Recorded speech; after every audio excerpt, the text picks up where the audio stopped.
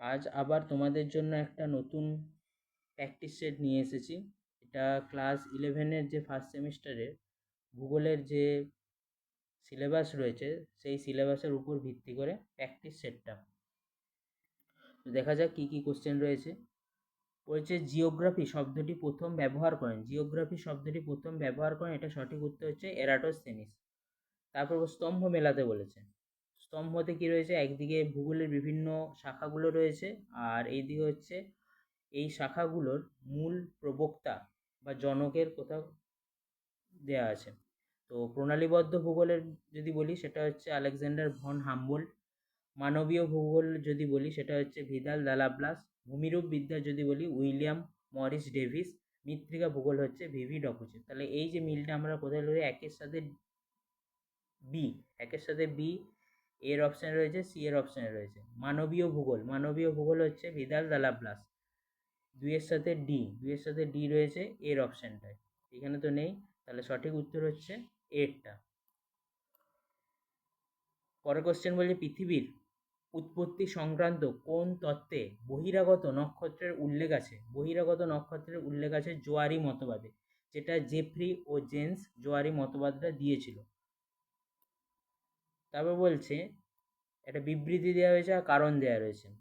বিবৃতিতে বলছে বিযুক্তি তল বরাবর ভূমিকম্প তরঙ্গের গতিবেগের পরিবর্তন হয়। বিযুক্তি তল হচ্ছে ভূ অভ্যন্তরে যে স্তরগুলো রয়েছে এবং স্তরগুলো যে রেখা বরাবর বা যে তল বরাবর আলাদা হয়ে যায় সেটাই হচ্ছে বিযুক্তি তল। আর কারণ হিসেবে বলছে ভূ অভ্যন্তরে বিভিন্ন স্তরগুলির উপাদান ও পদার্থের অবস্থার পার্থক্য রয়েছে। তাহলে এইখানে যেটা বিবৃতি দিয়েছে সেটাও হচ্ছে সঠিক, আর কারণ হিসেবে যেটা বলছে সেটাও হচ্ছে সঠিক। তাহলে এখানে দেখা যাচ্ছে বিযুক্তি তল বরাবর ভূমিকম্পে তরঙ্গের পার্থক্য হয়, কারণ ভূ অভ্যন্তরে প্রত্যেকটা স্তরের যে গঠনটা উপাদানগুলো সেগুলো কিন্তু আলাদা হয়ে থাকে। সে এরপর উপাদানের পার্থক্যর জন্যই কি হয়, ভূমিকম্পের যে তরঙ্গগুলো সেগুলোর গতিবেগের পার্থক্য হচ্ছে। তাহলে এটার যেটা সঠিক উত্তর হবে এ ও আর দুটোই সঠিক এবং আর এর সঠিক ব্যাখ্যা, এরটা হচ্ছে সঠিক উত্তর। পরে বলছে ভূ অভ্যন্তরে সবচেয়ে দুর্বল স্তরটি, সবচেয়ে দুর্বল স্তর হচ্ছে অ্যাসথেনোস্ফিয়ার। তারপর বলছে মহাসাগরীয় ভূত্বক গঠনকারী প্রধান শিলা, মহাসাগরীয় যে ভূত্বক সেটা গঠিত হচ্ছে ব্যাসল্ট শিলা দ্বারা।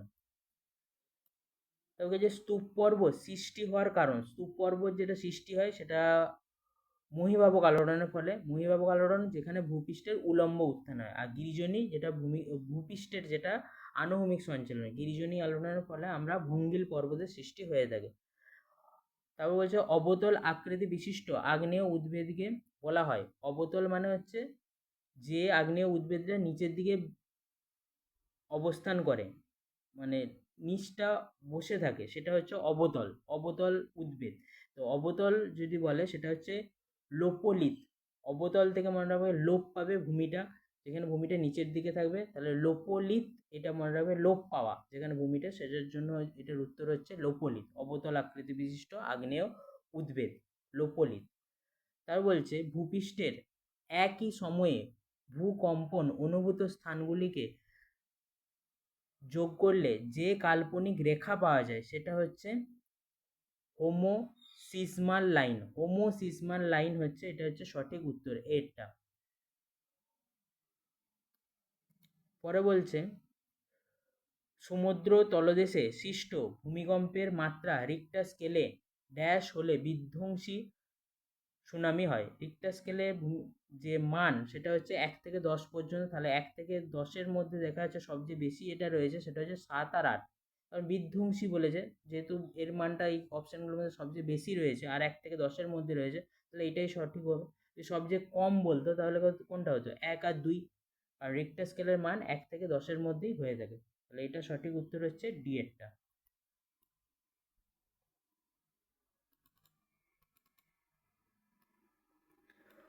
পরে বলছে বায়ুমণ্ডলের যে স্তরে মেরু প্রভা লক্ষ্য করা যায় সেটা হলো, বায়ুমণ্ডলে যে মেরু প্রভা লক্ষ্য করা যায় সেটা হচ্ছে আয়নোস্ফিয়ারে, আয়নোস্ফিয়ার। পরে আবার একটা মিল করতে দিয়েছে, কি বলছে এদিকে ওজোনোস্ফিয়ার রয়েছে, ওজোনোস্ফিয়ার হচ্ছে আমাদের প্রাকৃতিক সৌরপর্দা। ট্রোপোস্ফিয়ার হচ্ছে ক্ষুব্ধমণ্ডল, যেহেতু প্রাকৃতিক দুর্যোগ ট্রোপোস্ফিয়ারের মধ্যে, সেজন্য ক্ষুব্ধমণ্ডল মানে। স্ট্র্যাটোস্ফিয়ারে কোনো রকম প্রাকৃতিক দুর্যোগ লক্ষ্য করা যায় না বলতে একে বলে শান্তমণ্ডল।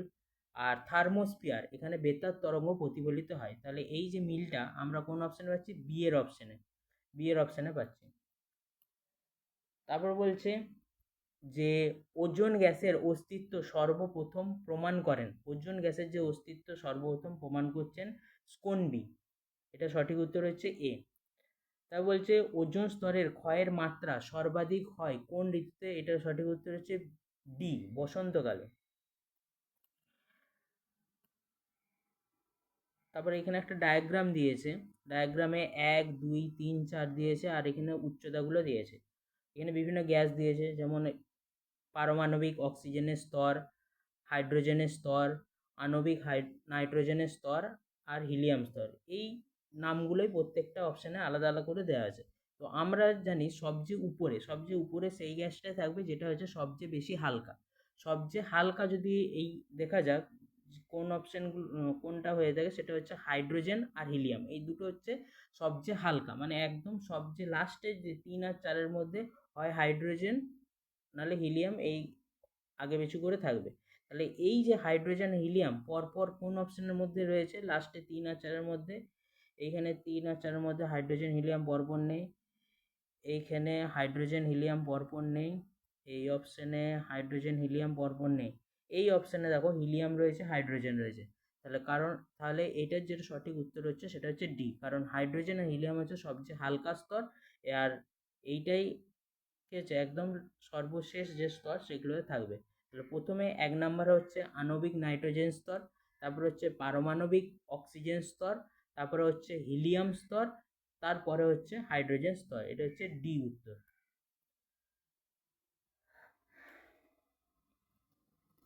তারপর বলছে মানবীয় ভূগোলের প্রকৃতি গতিশীল। বিবৃতিতে বলছে কারণে বলছে মানবীয় ভূগোলে প্রতিনিয়ত নতুন নতুন বিষয় সংযোজন ঘটে চলেছে। তাহলে এখানে যেটা সঠিক উত্তর হচ্ছে সেটা হচ্ছে মানবীয় ভূগোলের প্রকৃতি গতিশীল, এটা তো সঠিক। মানবীয় ভূগোলে প্রতিনিয়ত নতুন নতুন বিষয় সংযোজন ঘটে থাকে, এটা হচ্ছে সঠিক। তাহলে এ ও আর দুটোই সঠিক, কিন্তু আর এর সঠিক ব্যাখ্যা, এটা হচ্ছে এরটা উত্তর। কারণ গতিশীল বলি সেখানে কি হচ্ছে, কারণ সেখানে নতুন নতুন বিষয় যুক্ত হচ্ছে, তবেই সেটা পরিবর্তনশীল বা গতিশীল, এটা হচ্ছে। আর এইসব বিবৃতির ক্ষেত্রে জেনে রাখবে সাধারণত বিবৃতিগুলো ভুল হওয়ার কিন্তু সম্ভাবনা, বিবৃতি যেটা দেওয়া থাকে সেটা কিন্তু ভুল হওয়ার কিন্তু সম্ভাবনা প্রায় 95%-এর মতো থাকে না, ঠিক আছে। তো বিবৃতিটা ম্যাক্সিমাম ক্ষেত্রেই সঠিক হয়, কিছু কিছু ব্যতিক্রম কোশ্চেন থাকে যেখানে বিবৃতিটা ভুল দেয়। তো তোমরা চেষ্টা করবে বিবৃতিকে সবসময় সঠিক ধরে এগোনোর। পরের কোশ্চেন বলছে নবনিয়ন্ত্রণবাদের প্রবক্তা হচ্ছে গ্রিফিথ টেলর, এটা হচ্ছে ডি উত্তর। পরের কোশ্চেন কি বলছে? শিক্ষা, মানব উন্নয়ন প্রভৃতি বিষয়ে গবেষণা ভূগোলের কোন শাখার অন্তর্গত? শিক্ষা, মানবীয় উন্নয়ন এগুলো কোন কোন মানে গবেষণার অন্তর্গত? এটা হচ্ছে সামাজিক ভূগোল, ডি এরটা হচ্ছে সঠিক উত্তর। এবার একটা অনুচ্ছেদ দিয়েছে, অনুচ্ছেদটা কি বলছে দেখা যাক। বর্তমানে বিশ্বের কিছু কিছু দেশে, বিশেষত মধ্য অক্ষাংশীয় অঞ্চলে নাতিশীতোষ্ণ মণ্ডলে অবস্থিত বিভিন্ন শিল্পোন্নত দেশে আধুনিক কৃষি ব্যবস্থার মাধ্যমে বৈজ্ঞানিক পদ্ধতি অবলম্বন করে খাদ্যশস্য, পশুখাদ্য ও অর্থকারী শস্য উৎপাদনের পাশে পশুপালন করা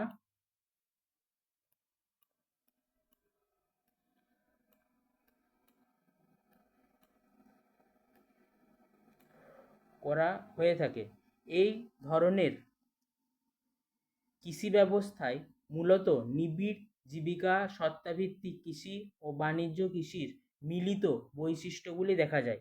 এক্ষেত্রে হেক্টর প্রতি ও মাথাপিছু ফলন যথেষ্ট বেশি হয় এবং শস্যাবর্তন পদ্ধতি প্রয়োগ করা হয়ে থাকে। উপরিউক্ত কৃষি ব্যবস্থাটি কী নামে পরিচিত? তাহলে এখানে দেখা যাচ্ছে যে নিবিড় জীবিকা সত্তাভিত্তিক কৃষি আর বাণিজ্যিক কৃষি মিলিত। তাহলে এইটার যেটা হবে, এখানে যে কৃষি হবে সেটা হচ্ছে মিশ্র কৃষি, মিশ্র কৃষি হবে, এটা সঠিক উত্তর। পরে বলছে নিম্নলিখিত কোন অঞ্চলে এই কৃষি ব্যবস্থার ব্যাপক প্রসার ঘটেছে। তাহলে এটা হচ্ছে কি বলছে, মধ্য অক্ষাংশে, এখানে দেখবে লেখা ছিল, কি লেখা ছিল যে এই যে মধ্য অক্ষাংশীয় অঞ্চলে নাতিশীতোষ্ণ মণ্ডলে। তাহলে এই অপশনগুলোর মধ্যে মধ্য অক্ষাংশীয় নাতিশীতোষ্ণ অঞ্চল কোনটা বোঝাচ্ছে? ভারত, আমেরিকা যুক্তরাষ্ট্র, মিশর না ইরান? তাহলে মধ্য অক্ষাংশীয় যদি বলে নাতিশীতোষ্ণ মণ্ডল, সেটা হচ্ছে আমেরিকা যুক্তরাষ্ট্র, এটা বি হচ্ছে সঠিক উত্তর। পরে কি বলছে, নিম্নলিখিত বিবৃতিগুলির মধ্যে কোনটি উপরিউক্ত কৃষি ব্যবস্থাটির ক্ষেত্রে সঠিক নয়? কি বলছে, এটি প্রধানত উন্নত প্রযুক্তি নির্ভর কৃষি, অবশ্যই এটা ঠিক হবে। এক্ষেত্রে মৃত্তিকার উর্বরতা বজায় থাকে না, এইটা মনে হচ্ছে আমার ভুল হবে, সঠিক নয়। এক্ষেত্রে 3 ফসলের শস্য চাষ করা হয়, অবশ্যই। এই কৃষি ব্যবস্থায় ঝুঁকির মাত্রা যথেষ্ট কম, এটাও সত্য হবে। এটা যেটা সঠিক উত্তর হবে সেটা হচ্ছে বি। যে 9 দিয়ে কোশ্চেনগুলো তোমরা কিন্তু ভালো করে খেয়াল রাখবে, কোথায় 9 বলছে না কি বলতে এসে, এটা কিন্তু অনেক সময় মানে জানা কোশ্চেনগুলো আমাদের ভুল উত্তর করে আসা হয়ে যায় এই 9টা থাকার জন্য, তো ভালো করে একটু দেখে আসবেন।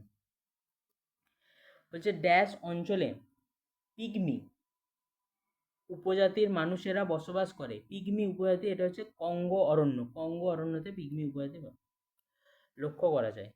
তা বলছে ট্রাক ফার্মিং কথাটি কোন কৃষির সঙ্গে যুক্ত? ট্রাক ফার্মিং এটা হচ্ছে উদ্যান কৃষির সঙ্গে যুক্ত। তবে যে নিম্নলিখিত কফি উৎপাদন অঞ্চলগুলিকে উৎপাদনের বিচারে ক্রমানুসারে সাজাও। তো কফি উৎপাদনের প্রথম যদি আমরা দেশ বলি সেটা হচ্ছে ব্রাজিল। তাহলে এই এক কোন অপশানে রয়েছে, শুধু এরটা দিয়ে রয়েছে, আর বাকি অপশানগুলোতে এক দিয়ে শুরু হচ্ছে না। তাহলে 24 সঠিক উত্তর হচ্ছে এ। প্রথমে হচ্ছে ব্রাজিল, তারপরে হচ্ছে 4 বলছে ভিয়েতনাম, তারপরে হচ্ছে ইন্দোনেশিয়া, তারপরে 3 হচ্ছে কলম্বিয়া। তা বলছে ব্রাজিলের কোন অঞ্চলে সর্বাধিক আখ উৎপন্ন হয়?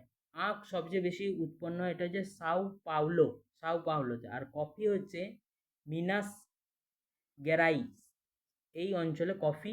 আর সাও পাওলো এটা যেটা রয়েছে সেটা হচ্ছে আখ, ব্রাজিলের।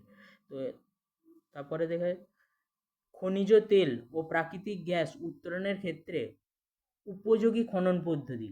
খনিজ তেল আর প্রাকৃতিক গ্যাসের উপযোগী যদি খনন পদ্ধতি বলে সেটা হচ্ছে নলকূপ খনন। তারপর হচ্ছে সাদা পোশাকের কর্মী যাদের বলা হয় তারা, সাদা পোশাকের কর্মী এটা হচ্ছে কোয়াটারনারি যারা কর্মী রয়েছে তারা হচ্ছে সাদা পোশাকে। এই পোশাকের কারা কোন পোশাকের কর্মী, এটা কিন্তু এক্সামের জন্য খুবই ইম্পর্টেন্ট, এখান থেকে কোশ্চেন একটা আসতেই পারে। সাদা পোশাকের কর্মী যাদের বলে সেটা হচ্ছে কোয়াটারনারি কর্মী।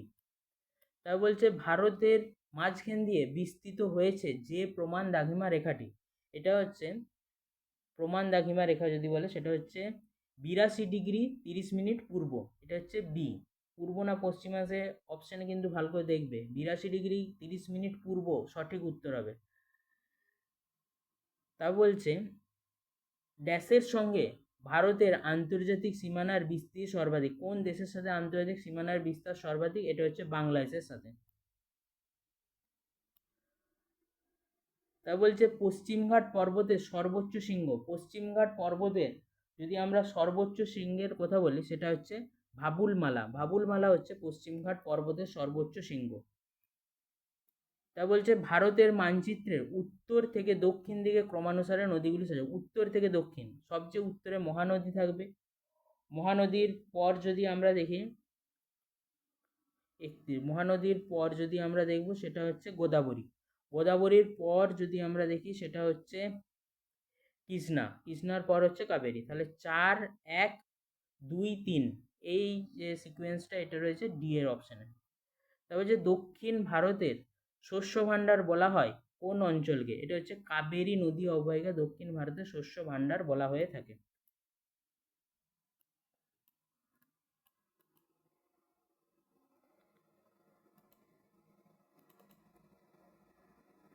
তারপরে এখানে একটা কোশ্চেন দিয়েছে,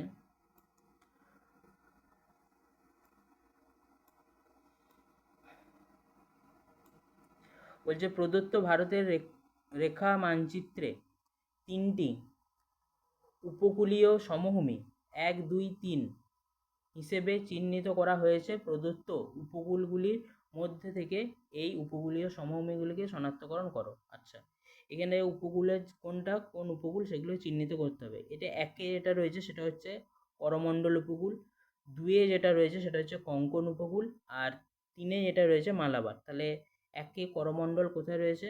1-এ করমণ্ডল এই অপশানে রয়েছে, 2-এ কোঙ্কণ রয়েছে এখানে, ঠিক আছে, আর 3-এ মালাবার রয়েছে। তাহলে এটা সঠিক উত্তর হচ্ছে বি। তারপর বলছে ব্রহ্মপুত্র নদের কোন দ্বীপটি বৃহত্তম দ্বীপ? এটা হচ্ছে মাজুলি দ্বীপ। গঙ্গা নদীর ডান তীরের একটি উপনদী, ডান তীরে অবস্থিত একটা উপনদীর নাম হচ্ছে যমুনা, ডান দিকে রয়েছে যেটা। ঠিক আছে, আশা করি তোমাদের ভিডিওটা ভালো লাগবে। Thank you.